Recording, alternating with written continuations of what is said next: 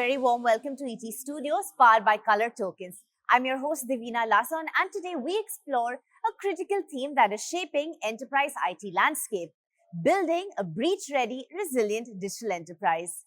In this discussion, we will explore the practical ways to build a breach-ready enterprise to stop lateral movement and complement existing security investments to achieve a minimum viable digital business.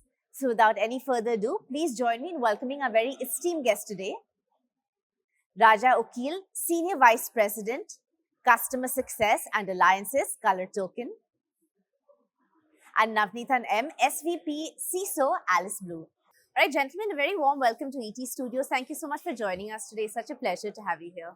Yeah, thank you. Thanks, Laura. Thank you so much for Devina. having me. Yes, absolutely. And we're here to really deep dive into a very integral topic here, especially at CISO Annual, which is building breach-ready, resilient, and digital enterprises. And who better to deep dive into this than two absolute experts in the field? To kickstart, Raja, maybe you can start with some context setting for us, right? Because we're really going to understand the various facets of breach readiness. So what does it mean to you exactly? And in your vantage point of working with a cross-section of industries and geographies, what does it really mean today to be breach ready? So what we are saying is that a breach will happen in every organization. It's you cannot claim that it will never happen to us. So the thing is, a breach on part of the enterprise is probably okay and easy to control and manage before it becomes a crisis. So how do you prevent a breach from being a small incident into a major ransomware attack, right? So towards that, when we started this company, we said we should anchor this around the zero trust principle, which says, uh, uh, allow whatever is required, verify everything, assume there is a breach, and do not allow anything else, right? So that's the mantra. And when an attacker comes in, they tend to move laterally within the environment, right? And that creates the maximum damage. So we decided on micro-segmentation as a concept and an architecture, and that's when we created X Shield as a platform, and which exactly does this, right? So makes you more resilient. It's more proactive security, because if you really look at it today, a breach, it takes a minimum of 51 seconds to spread, right? In 51 seconds, you cannot detect anything, analyze and do stop anything. So we had to be ahead of the curve. And that's how, we said this will solve the problem. And now we have hundreds and hundreds of customers in every industry across the world, right? Who are, deploying our solutions, have deployed and feel more secure in managing a crisis. Please, let's get your input as well, sir, because it would be great to understand from a CISO's perspective exactly. Maybe there's some examples of a breach that you have faced, but truly, what does it mean to be breach ready in today's day and age? See, absolutely. As Raja had mentioned, the breach will happen, but it's like if anything happen, how soon you will get up and run it, it's the bigger issues, right? So one is in terms of the prevention, and second one is the detections, and then it's like in terms of how we are resilient to come out of the situation is also very important, right? So if you take any organizations, like all the organization is driven by supply chain. So none of the organizations, they will not have their, the one set of applications, infrastructure, or maybe including people. Really, we need all people, process, technology, governance. It's driven by the supply chain. So really, we don't have a much control on that actually, right? It's like only the way is zero trust architectures will help us to avoid all the lateral movement on the early stages itself. That's the first one. And second one is it's not only on in terms of the preventions, right? If anything was happen, how soon you come up also it's a matter with them. Because that's what it's like all the B2C, B2B business it's running on because it's like a digitally, well connected ecosystems. And any places, anywhere there is a downtime or there is like a drip in, the specific accessibility or the product flaw, then it may create the bigger noise and coming up from X to 3X will take maybe another 6 months. So instead of that, like it's maybe how we can make it as all the proactive actions with the zero trust architectures and to avoid all the supply chain risk from, the end to end. Oh, the technology play very, significant role. Absolutely. Thank you for that. And Raja, to come back to you again from your vantage point of working across industries, what are some of the biggest concerns that you're hearing today from CISOs when it comes to their perspective on breach readiness, as we've just So, heard? couple of things. I think they are tired of having 50 plus technologies in their environment, right? For certain industries, the manufacturing side of the house, operational technology was not in their control. There was nothing there, right? Now they have been asked to take over. I think the third thing, which is the biggest concern, is CISOs now are being held accountable for, for maintaining the security, making sure that there is no loss to business and the brand and things like that. So these are areas of major concern, right? They are handling.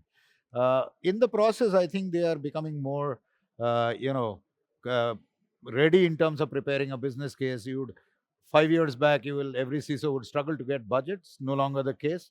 I think the cyber criminals have ensured that there is a general level of awareness at the board level, and secondly, they are able to have that conversation much more confidently, right? I mean, so that's what we are seeing. Absolutely. Times are changing. Sir, again, to get a CISO's perspective in now, let's shift focus a little bit and focus on micro segmentation. Love to understand your perspective. Is it really, an essential step that you would take these days? Is it more of a buzzword and a fad? What is your perspective? No, it's not a buzzword, right? Of course, there was some myth and then buzzword, but it's not that way. It's like it's a grounded. It's like very much is required in terms of how the micro segmentations. So if you take the 10 years before where we are talking about the shadow IT, then just where we are talking on the shadow, the API. Now we are talking about shadow AI. So really, we are not sure like what are the data being going out and then what it is coming out, right? Because just we spend a lot of money in terms of the protectors organizations asset as well as the customer wealth.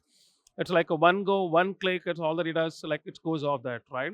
So that aspect's really just in terms of the access or in terms of the architectures, micro segmentations play a very significant role, and where we'll get to know in terms of any lateral movement, where it is happening, where it will get stopped on the early stage itself. That will prevent a lot. It is specifically, what are the incident which has happened maybe on the drift.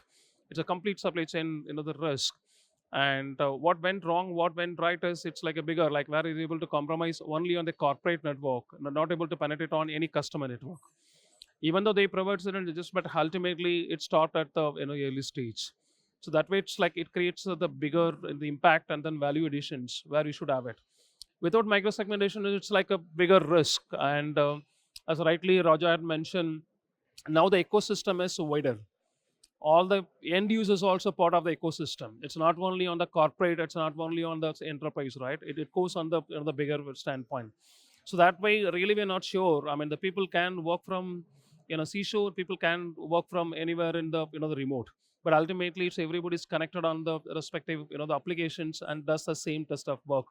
So that way, really, just where we need a very clear, the demarcations and the identifications and classification. At the same time, authentication and the authentications will happen based on the micro segmentations in a network.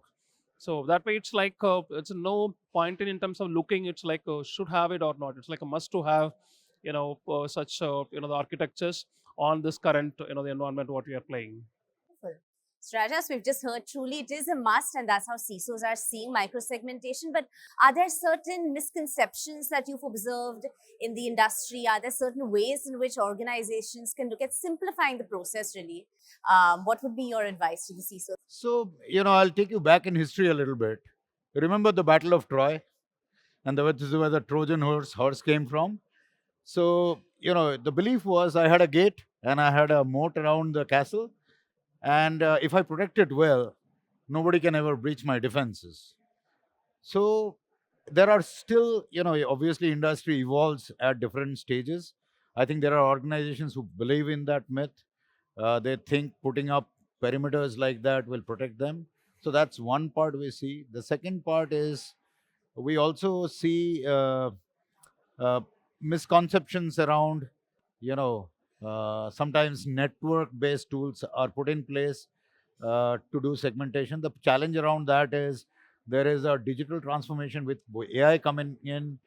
There is a huge workload shift towards the cloud, right? And that is where the network based segmentation doesn't work, and it's very broad based. Third is, I think people underestimate this, that you talk to anybody at this conference, people do not know what they have, as in what servers they have, what software they have, what IPs they have. So, unless you know, you cannot protect, right? So, visibility becomes a very key part of this, right? The fourth, which we have solved, and I'll probably speak about it a little later, is that micro-segmentation projects takes 3 years to implement.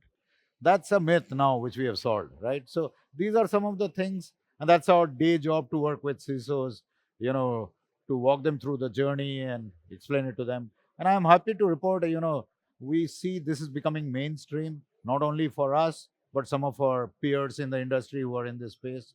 And, collectively, we feel happy that, people are taking the right steps. Are there any examples you could share, like a real life scenario where micro-segmentation was used to really delay or maybe stop a breach altogether?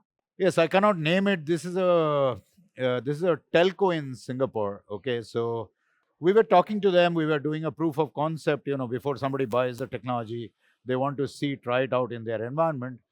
Unfortunately, we ended the proof of concept on a Friday, and it's less than 2% of their real estate we were doing it. And Saturday morning, they had a breach. Okay, and it took them like 2-3 hours to detect what was going wrong, and they called us, and we said, okay, no problem. And we got other team. We didn't have a commercial arrangement, nothing. He said, you have the software, let's help you deploy it. So we deployed it. But what happened was, in 2 days you cannot deploy and enforce all the policies. Monday they had a repeat attack. Now the interesting part of whatever we had completed, around 40% of the implementation in 2 days, and the attack happened in the 60%. Okay, so they tried on the 40%, it didn't spread, right? On the 60%, it started spreading. Fortunately, it was not a ransomware attack. And then Monday through Friday, we completed it. I'm happy to report we have the PO as well now, but but this is the closest real time, After recent such a time. story, of course. Yeah, yeah. Yeah, wonderful. Thank Yeah. you. Thank you for sharing that. Yeah, please, did you want to add? Yeah, but no, absolutely, as rightly Roger had mentioned in the couple of points. See, now the business transformation is so dynamic, right? You take a earlier business, it takes a minimum 3 years of goal, 3 years of vision, or the 5 years of stuff, right? Now it's like all the business is running with for the first 1 year, second year, just what are you going to do? Because before ramping up your business, it's like consumer will change, the technology will change, and in terms of adoption of the business also will get changed. So that way, like as rightly you mentioned, like really we cannot wait. If anything goes wrong, I can wait for another 2 months or 3 months to come back on the business. We'll lose the battle, right? We are not in the race at all. So we should be so dynamic in terms of in terms of the prevention. At the same time, if anything goes wrong, how soon you get up and then running on the business, it's like that's why it is very important. So that's why since business transformation is so dynamic in terms of the cyber threat and threat landscapes also a little bit bigger and then wider, which is unimaginable. How the people are using it's like in terms of the AI, like a tool in terms of the prevent, but at the same time to play in terms of the hacker side also, it's being used to by all the hackers in terms of what are the loopholes, what are the automations, like how soon I can penetrate to the network. Now it's no more, it's like a manual, right? It's like automated script. It will help you to understand where is a loophole and then how we can add values. So that aspects really, zero trust, architectures as well as in terms of the micro segmentations play vital role in terms of to prevent as well as to protect as well as to ensure the complete resilience of business. Wow, wonderful. Gentlemen, thank you so much. Before we wrap up, of course, our viewers are security experts across the country. And is there one key takeaway that you'd like to leave us with today when it comes to really a key facet that one must think about when it comes to breach resilience? Just one key takeaway. Raja? Yeah, I think the future is all about AI, LLM based models. That's a very hard problem to solve. The current set of technologies is not adequate to solve that. We acquired a company 1.5 years back, which is into the identity space, passwordless authentication. I think you can verify identities of human beings, but machine to machine identity is something which is the hardest to crack. I'm happy to report we have made significant progress. It is still at a research and development stage, but that keeps me awake, right, after so many years, that today the benefits are obvious, right? Means it has such an impact on process automation, on productivity, etc. But at the same time, there is a truckload of risk which is getting added, right? And we are not prepared for it, right? Words of caution, please. Yeah, absolutely. And it's a more just a point. What we have mentioned is the risk is not stagnant. Risk is not static. We may foresee something, but beyond that, it is happening over there. Actually, it's based on the AI component. The what we have it.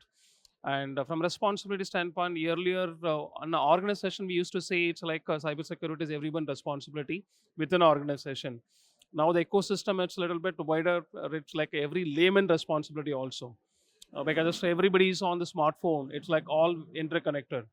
If you want to make any attempt, I may not require to get into the organization. If you get into your mobile, it's more than enough. Through that, I can penetrate and make impact. So that way, as like it's a more responsible, like how we ensure that the responsible AA, like in terms of say responsible security, also play very significant role by all common man or the layman of the country. Yes, wow, wonderful. We are all equally responsible. Responsible, absolutely. Not only the security experts out there. Absolutely. Wonderful. Gentlemen, thank you so much for being here on ET Studios and sharing all your insights and all your advice for our viewers today. It's truly been a pleasure to have you here. Thank you, Devina. Absolutely. Thank you. Thanks, Devina. Thank you so much for having us.